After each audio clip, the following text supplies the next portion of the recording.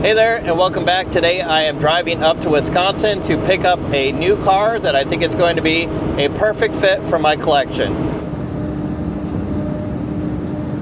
I made it to the owner's house and I am now following them to the storage unit where the car is. The car has been in there for at least a few years. It's probably unknown how long exactly. And I know that it does not currently run and drive, so that's perfect for me. We are at the storage units.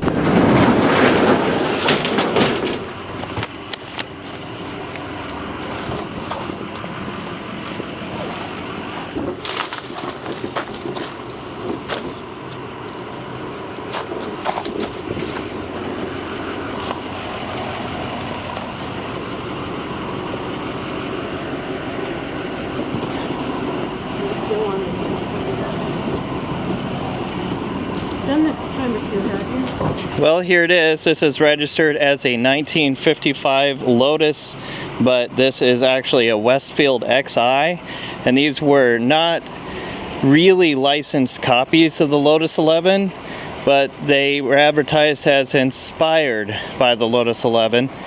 But I think the bodywork is almost spot on, may even be able to be swapped over to a real Lotus 11, although the Lotuses are aluminum. This is a fiberglass body.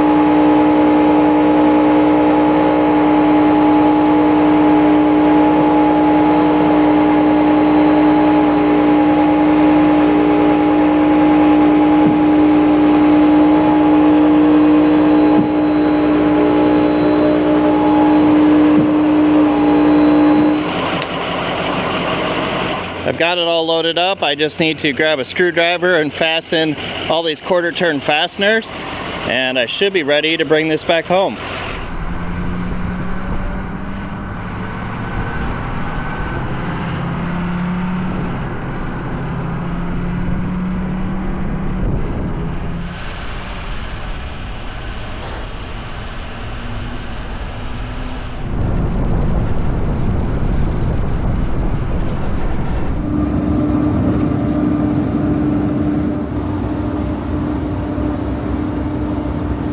Look at that rainbow, you can see the whole thing. It was a double rainbow just a second ago. I don't know if you can see it on the camera, but it's still a double rainbow over in that direction. The front part of it is very faint now. I have the car back and unloaded, and as you can see, it is dwarfed by the Lotus Elise. The Westfield is a very small car. The Elise looks humongous compared to it. It is pretty similar to the Elva. The shape of the Elva does make it look taller than the shape of the Westfield. But I think this is a great looking car, and it also has the perfect amount of patina on it. The doors on these cars hinge at the bottom. So we'll flip this clip up right here. And then there's a spring latch right here. And then we can pop the door open. The only reason that these cars ever had doors was to meet homologation rules. In order for them to race under a production car class, they had to have doors. So that's why these were invented. They weren't really to be used. The drivers would just hop in over the top of them. They are there purely to meet rules so that this car could race. Let's see what's over here on this side. Looks like this corner took a ding somehow. Over here we have a wrench for the wire wheel safety octagons. I'll probably be changing these to the 2-ear type that they're supposed to be. And then in here, you can tell the mice have been in here, and hidden inside this towel, that's a can of Fix-A-Flat. So let's get this out. We don't want the mice up in there. The owner of this car has passed away, and you can see by the patina on it that this is an older build, so this could be one of the original cars, but at this time I just don't know. All of the bodywork is held on with quarter turn fasteners, so I'm going to use my quarter turn fastener tool. Looks like this, and I'll get all those undone, and then we can open it up and see if we can learn some more information. When I picked it up, a couple of these were broke. The wire on the inside is broken on them, so I'm going to have to replace some of these fasteners.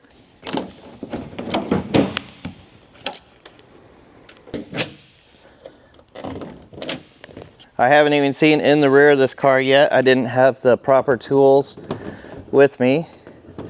I didn't want to damage the fasteners.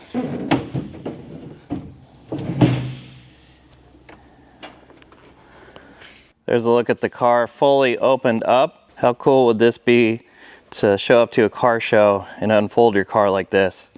So in the rear we have the standard Sprite Midget fuel tank, as well as the standard Sprite and Midget solid axle. The fuel neck is over here, so you do have to tilt the rear clam in order to put fuel in here. And we've got a little fuel pump there, kind of precariously mounted. I'll probably want to fix that sometime.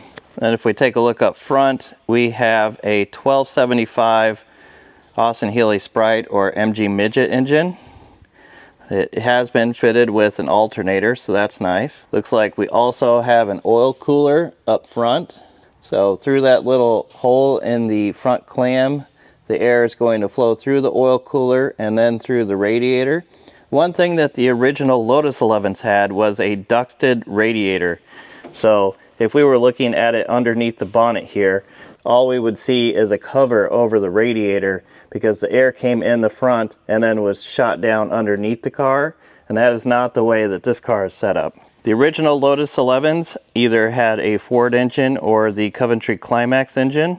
All of the Westfields were made with 1275s. They did also sell these cars in kit form where you could put any drivetrain you wanted into them. So it looks like we have completely custom upper and lower control arms, but the rest of the kingpin, the tie rods, and the steering rack look to be from an MG Midget or an Austin Healey Sprite. For carburetors, we're running two HS2 carburetors, and we have an exhaust header.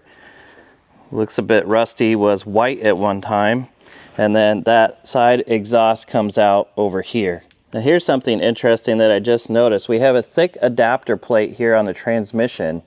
So this might not be a Sprite transmission. If we're lucky, we actually have a 5-speed in this car. Let's see what gears we have. First, second, third, fourth. And then yes, we do have a fifth. And then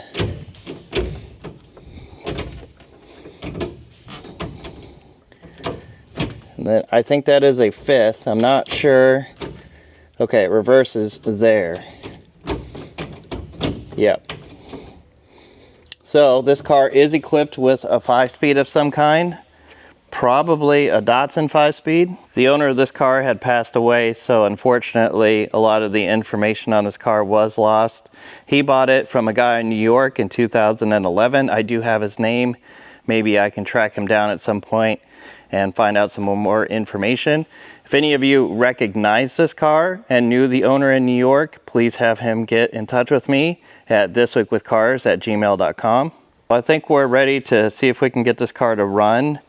It looks like the battery is connected. I'm not sure if it has any power. So let's turn the key and see if anything at all turns on. All right, I'm sitting in the car now. It feels like the clutch and brake do work. So I hope if we can get it running, it is drivable. Let's turn the key. Okay, we're gonna need to fix that first. I have these special sockets which have pins on them for these different switch bezels. Hopefully one of these fits. Looks like that one will. It's all aluminum underneath the dashboard, so I can't grab that. We'll just have to see if we can tighten it up. without spinning the key too much. Okay, that's what I was afraid of. That might be a problem that I need to fix later. So if we get it into the on position, nothing's lighting up. I don't hear the fuel pump. So the battery must be completely dead. Let's put a jump pack on it and see what happens. The fuel pump is running. Looks like we have an ignition light on now. Fuel gauge is showing quarter. That fuel pump is trying to get the carbs pumped up. Let's see if we're leaking any fuel. I don't see any.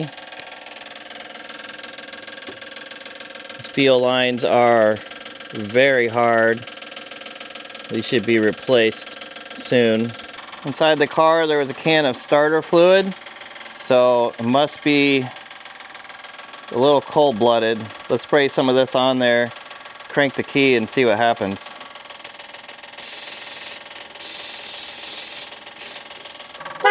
Well, there's the horn. Looks like we have a manual starter cable, just like a bug eye. And I'm gonna need more battery power. Okay, let's try this again.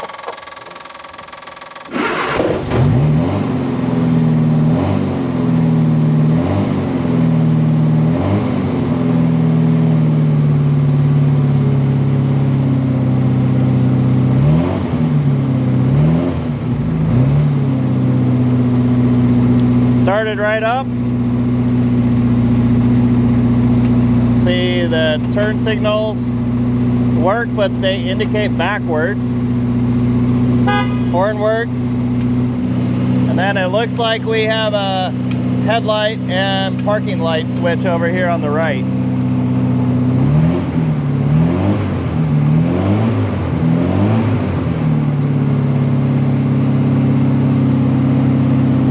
We have good oil pressure, but our ignition light has not gone off, so I don't know if the alternator is working.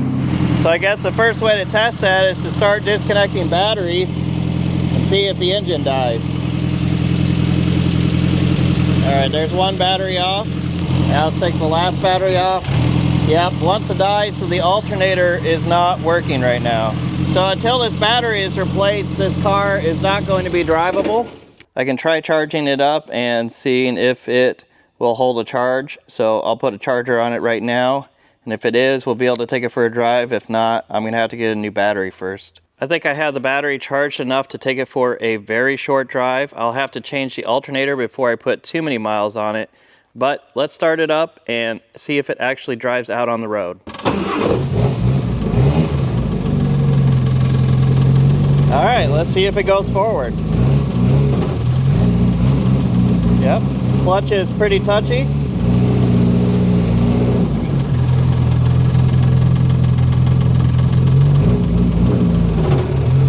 This car has a very low seating position, and it's not as comfortable as driving a Marcos. Also, you don't have a lot of clearance right here for your hand, very similar to the Sebring Sprite. Not much clearance right here. Looks like the tachometer is not working, but the speedometer is. I think that was only third gear. Let's try fifth. Yep, definitely has 5 speeds. Must have a very long-legged rear end ratio. Feels like the brakes are not working as good as they were before. So I'll get this thing back to the shop. We'll make a list of parts we need to order, and we'll do some more work next time. If you want to see more videos like this, comment below and click subscribe.